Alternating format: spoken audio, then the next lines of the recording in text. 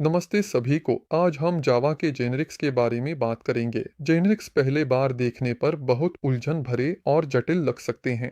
इन सभी की के वी कोणीय ब्रैकेट्स प्रश्न चिन्हों के साथ, लेकिन मैं कोशिश करूंगा कि इस वीडियो के अंत तक यह आपको और न डरे। संभावना है कि आप पहले ही उनका उपयोग कर चुके हैं, आपको नहीं पता था कि वही है। इसलिए जेनेरिक्स को समझते हैं, क्यों जरूरी हैं, कैसे उपयोगी हैं और इन्हें अपनी प्रोग्राम में कैसे इस्तेमाल करें। शुरू करते हैं। मैंने उल्लेख किया था कि आप पहले से ही जेनेरिक्स का उपयोग कर चुके हैं, तो चलिए हम उन पर नजर डालते हैं और आप देखेंगे कि इसमें कुछ भी कठिन नहीं है। रिकॉर्ड मुझे यकीन है कि हाँ। तो यह जेनेरिक्स की एक व्याख्या है। इस मामले में इंटरफ़ेस लिस्ट का उपयोग स्ट्रिंग्स और संख्याओं दोनों के लिए किया जा सकता है। यह जेनेरिक्स के कारण संभव है, न कि सामान्यीकरण के कारण। जेनेरिक्स जावा भाषा के विशेष उपकरण हैं जो सामान्यीकृत प्रोग्रामिंग को लागू करने के लिए हैं, जो डेटा और एल्गोरिदम का वर्णन करने के लिए एक विशेष दृष्टिकोण है, जिससे विभिन्न प्रकार के डेटा के साथ उनके वर्णन को बदले बिना काम करना संभव होता है। ओरेकल की वेबसाइट पर एक अच्छी लेख है, लिंक विवरण में है। जेनेरिक्स क्या करते हैं और क्यों आवश्यक हैं? जावा में डेवलपर्स को पहले किन समस्याओं का सामना करना पड़ता था? हाँ, वे तो S5 संस्करण में आए थे। मैं एक क्लास बनाना चाहता हूँ जो एक स्ट्रिंग को स्टोर करेगा, जिसे मैं उसे बताऊंगा और फिर जब मैं चाहूंगा उसे कंसोल में प्रदर्शित करेगा। क्लास का नाम प्रिंटर होगा। इसमें एक फीड होगा जो एक स्ट्रिंग को स्टोर करेगा। यह वर्ड होगा। बढ़िया। एक कंस्ट्रक्टर बनाएं। इस कीवर्ड का उपयोग करते हुए मैं याद दिलाना चाहता हूं कि यह आवश्यक है ताकि प्रत्येक क्लास के उदाहरण का अपना विशेष वर्ड मान हो। अगर शाब्दिक रूप से कहें तो यह पैरामीटर वास्तव में इस क्लास के उदाहरण से संबंधित है। तो चलिए एक ऐसा मेथड बनाते हैं जो हमारी स्ट्रिंग को प्रदर्शित करेगा। अब हमारे मुख्य मेथड में हमें एक क्लास का उदाहरण बनाना होगा। मान लीजिए हमारे पास एक स्ट्रिंग प्रिंटर होगा और तुरंत ही कंस्ट्रक्टर का उपयोग करके हम उसमें एक स्ट्रिंग जोड़ते हैं। सब कुछ ठीक से काम करेगा। हम अपने स्ट्रिंग बिल्डर पर पहले बनाए गए प्रिंट मेथड को कॉल कर सकते हैं।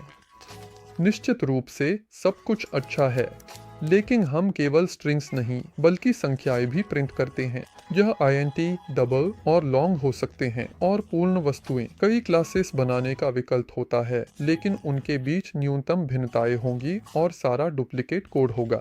आइए इस पर नजर डालते हैं। मैंने उन्हें पहले से ही बना लिया है। जैसा कि आप देख सकते हैं, अंतर न्यूनतम है। यहाँ पर जेनेरिक्स मदद के लिए आते हैं। जेनेरिक्स हमें एक ऐसा क्लास बनाने की अनुमति देते हैं जो विभिन्न डेटा के साथ काम कर सके। चलिए हम अपने प्रिंटर क्लास पर वापस चलते हैं और इसे जेनेरिक बनाते हैं। यदि आप इस उदाहरण की तरह क्लास में जेनेरिक्स का उपयोग करना चाहते हैं, तो आपको क्लास के नाम के तुरंत बाद लेकिन कर्ली ब्रेसेस से पहले, जिसे प्रकार का पैरामीटर कहा जाता है, को परिभाषित करना होगा। आप इस पैरामीटर को एंगल ब्रैकेट्स में रखते हैं। इसे टी कहेंगे। जावा में आमतौर पर इस पैरामीटर को टी के वी कहा जाता है, लेकिन तकनीकी रूप से आप इसे किसी भी नाम से बुला सकते हैं। खैर, किसी भी नाम से नहीं, सवाल चिन्ह के अलावा, लेकिन इसके बारे में बाद में। मैं टी का उपयोग करूंगा। टाइप का संक्षिप्त रूप है। यह टी किसी भी प्रकार का प्रतिनिधित्व करता है जिसे इस प्रिंटर द्वारा संग्रहित और प्रदर्शित किया जाएगा। इस प्रकार स्ट्रिंग प्रकार के फीड के बजाय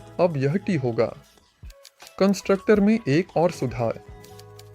हम इस क्लास का उपयोग कैसे करें? मुख्य क्लास में वापस चलते हैं। एक चेतावनी देखते हैं।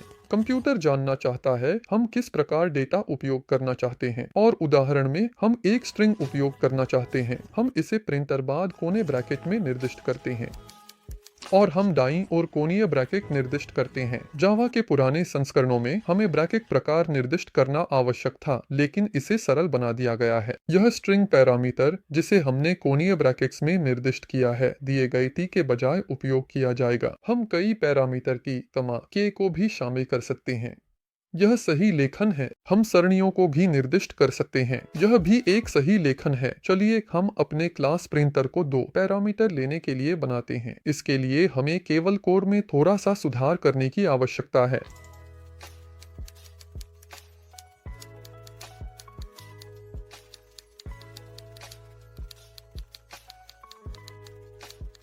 अब हमारी प्रिंटर क्लास किसी भी दो प्रकारों के साथ काम कर सकती है। जितने चाहिए उतने ही वह प्रोसेस करेगी। चलिए इसे चेक करते हैं। अब यह मान लीजिए कि स्ट्रिंग और इंटीजर लेती है। बहुत अच्छा, हम कंसोल को प्रदर्शित कर रहे हैं।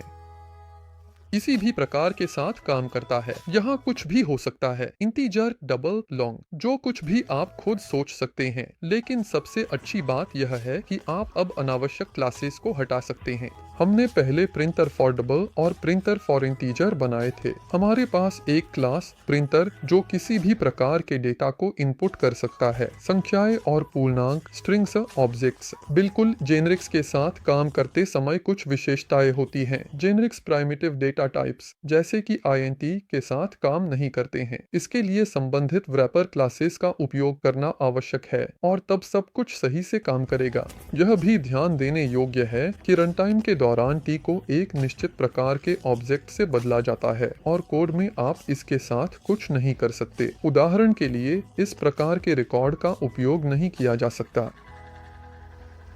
अच्छा, अब हम अपने पहले उदाहरण पर वापस लौटते हैं जिसमें अरे लिस्ट है और हम एक अरे लिस्ट बनाएंगे। लेकिन यह अरे लिस्ट स्ट्रिंग्स का नहीं होगा, बल्कि मैंने पहले से एक 3 क्लास बनाई है। इसमें केवल 2 फील्ड हैं, स्ट्रिंग नेम और कोर इंटीजर। एक सामान्य कंस्ट्रक्टर और ओवरराइड किया गया टू स्ट्रिंग मेथड है। आप जानते हैं कि जब हम सामान्य रूप से कंसोल में ऑब्जेक्ट्स को प्रिंट करते हैं तो यह अंदर का डेटा नहीं दिखाएगा, इसलिए हमें ओवरराइड करना नहीं भूलना चाहिए। हमारा अरे लिस्ट टीमों से बना होगा। हम कुछ टीमों को जोड़ेंगे। मान लीजिए कि हमारे पास एक पीपल क्लास भी है जो एक सामान्य क्लास है, लेकिन अगर हम इसे जोड़ने की कोशिश करते हैं तो चूंकि हमने पहले ही कहा था कि हम केवल टीम के साथ काम कर रहे हैं और हम लोगों को जोड़ने की कोशिश कर रहे हैं, और यहाँ आपके मन में यह सवाल उठ सकता है कि क्यों न बस ऑब्जेक्ट्स का एक एरे बना लिया जाए, क्योंकि ऑब्जेक्ट सभी ऑब्जेक्ट्स का सामान्य माता पिता है बिना किसी जेनरिक्स के, और इसमें कुछ भी जोड़ते हुए। वास्तव में आप ऐसा कर सकते हैं और सब कुछ काम करेगा। बहुत अच्छा, वह अब सामान्य रूप से कमांड और लोगों दोनों को स्वीकार करता है। लेकिन अब हमारा लिस्ट डेटा प्रकारों के दृष्टिकोण से असुरक्षित है और आगे चलकर कोर में यह कई समस्याएं पैदा कर सकता है। मैं दिखाता हूँ मेरा क्या मतलब है। हमारी सूची में कमांड हैं, लोग भी, इसमें सब कुछ ऑब्जेक्ट्स के रूप में है। हम अपनी टीम में एक विधि जोड़ते हैं, लेकिन यह विधि केवल टीम में है। वापस चलते हैं, पहले तत्व को लेते हैं। विचार करें कि हमें अब इसे गेट नेम एंड स्कोर को कॉल करने में सक्षम होना चाहिए, लेकिन नहीं, यह यहाँ नहीं होगा क्योंकि हमारे एरे में टीम और पीपल के ऑब्जेक्ट नहीं है। यह ऑब्जेक्ट से बना है और ऑब्जेक्ट में गेट नेम एंड स्कोर नामक कोई विधि नहीं है। नतीजतन लिस्ट ऑब्जेक्ट का उपयोग करते समय आप जेनरिक्स के लाभों से वंचित हो जाते हैं क्योंकि आप तत्व के लिए विशिष्ट प्रकार निर्धारित नहीं करते। यह रनटाइम में त्रुटियों की संख्या बढ़ा सकता है और कोर को अधिक जटिल बना सकता है। हम जेनरिक्स के प्रकारों को भी सीमित कर सकते हैं। उदाहरण के लिए हमारे पास पहले से बना क्लास टीन है और मान लीजिए एक और टीन है जिसमें वयस्क और किशोर शामिल हैं। वे दोनों टीम से एक्सटेंड होते हैं और हम चाहते हैं कि हमारी प्रिंटर क्लास केवल टीम क्लास के व्युत्पन्न के साथ काम करे। हम कुछ बदलाव करते हैं।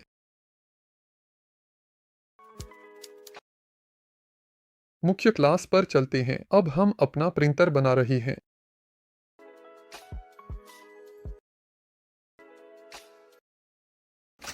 इसी तरह हम एक किशोर के लिए भी बना सकते हैं। हम जांचते हैं वे दोनों काम कर रहे हैं। इसके लिए धन्यवाद कि हमने प्रिंटर क्लास में एक्सटेंड्स टीम को निर्दिष्ट किया और प्रत्येक क्लास में वे टीम से एक्सटेंड करते हैं। या यह एक और अच्छा उदाहरण है। आप जानते हैं कि सभी संख्याओं का सामान्य अभिभावक नंबर है, तो अगर हम टी एक्सटेंड्स नंबर का उल्लेख करते हैं तो निश्चित रूप से बड़े अक्षर के साथ अब आप किसी भी प्रकार के संख्यात्मक मानों के लिए प्रिंटर का उपयोग कर सकते हैं।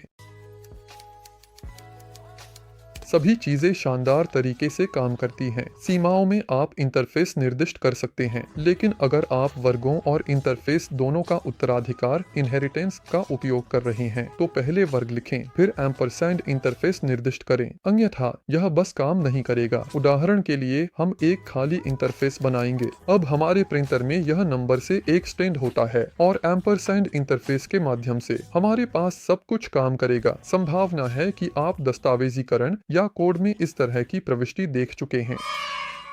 यह वाइल्ड कार्ड है। इसकी विशेषता और सामान्य टी से भिन्नता क्या है? टी एक्सटेंड्स क्लास प्रकार की रिकॉर्डिंग का उपयोग तब किया जाता है जब आप किसी क्लास या मेथड में जेनेरिक सामान्य प्रकार को परिभाषित करते हैं। वह कहती है कि टी ऐसा प्रकार है जो तो क्लास होना चाहिए, उपक्लास होना चाहिए। वाइल्ड कार्ड एक्सटेंड्स क्लास तब होता है जब आप किसी भी ऑब्जेक्ट्स के साथ काम करना चाहते हैं जो क्लास से विरासत में है, लेकिन महत्वपूर्ण नहीं किस प्रकार का होगा।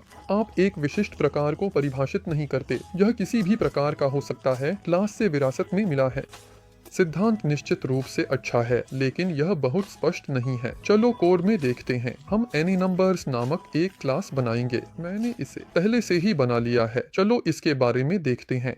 क्लास AnyNumbers जो नंबर से एक्सटेंड होता है, उसके पास पहले और दूसरे दो फील्ड हैं। इसके पास एक कंस्ट्रक्टर है और एक मेथड है जिसे हम हमेशा की तरह प्रिंट कहेंगे। यह एक ऑब्जेक्ट लेता है और स्क्रीन पर आउटपुट देता है। चलिए हम अपने मुख्य मेथड में इसका उपयोग करने की कोशिश करते हैं। हम दो ऑब्जेक्ट बनाएंगे। हमारे पास इंटीजर के आधार पर AnyNumber और AnyNumber डबल होगा। याद रखें, हमने एक मेथड बनाया था जो कंसोल में सामग्री को आउटपुट करता है। हम इसे उपयोग करने की कोशिश करते हैं और हम अपना दूसरा ऑब्जेक्ट पास करते हैं, लेकिन हमें एक त्रुटि मिलती है क्योंकि यह इंटीजर की अपेक्षा करता है और डबल प्राप्त करता है। यह केवल हमारे AnyNumber पर लागू नहीं होता, बल्कि यह सभी नंबर के उपवर्गों के साथ काम करता है। लेकिन असली चाल टी में छिपी है। जब टी एक बार सेट हो गया कि यह इंटीजर होगा और जब हम पहले ऑब्जेक्ट के प्रकार इंटीजर पर कॉल करते हैं, तो जब हम यहाँ डबल पास करते हैं तो प्रकारों में असंगति होती है और यहाँ वाइल्ड कार्ड हमारी मदद करता है। एक बदलाव और सब कुछ काम करेगा। लेकिन क्यों? इस टी को प्रश्न चिन्ह से बदलना चाहिए। सब कुछ काम कर रहा है। यदि हम सिद्धांत को याद करें तो टी एक बार निर्धारित होता है और इस मान को याद रखता है। जब हम पहले ऑब्जेक्ट पर इंटीजर का उपयोग करते हैं तो हम तुरंत कहते हैं कि आगे हम केवल इंटीजर का ही उपयोग करेंगे। लेकिन वाइल्ड कार्ड अधिक लचीला है, लेकिन केवल वर्ग के निर्धारित ढांचे में, और इसे आसानी से तात्कालिक रूप से अनुकूलित किया जा सकता है। तो जेनेरिक्स का मुख्य लाभ यह है कि वे आपको लचीला कोड लिखने की अनुमति देते हैं जिसे विभिन्न प्रकार के डेटा के लिए उपयोग किया जा सकता है, जबकि प्रकार की सुरक्षा बनाए रखते हैं। जेनेरिक्स से संबंधित कई संभावनाएं हैं, जैसे कि विधियों, इंटरफेस, कक्षाओं, प्रकारों की सीमाओं आदि का निर्माण। मुझे उम्मीद है इस वीडियो ने जेनेरिक्स के बुनियादी पहलुओं को समझने एक आधार दिया है और समझने में मदद की है कि क्या है, क्यों उपयोगी है और कैसे शुरू किया जाए। यदि आपके पास कोई प्रश्न है तो टिप्पणी आपका स्वागत है। धन्यवाद देखने के लिए।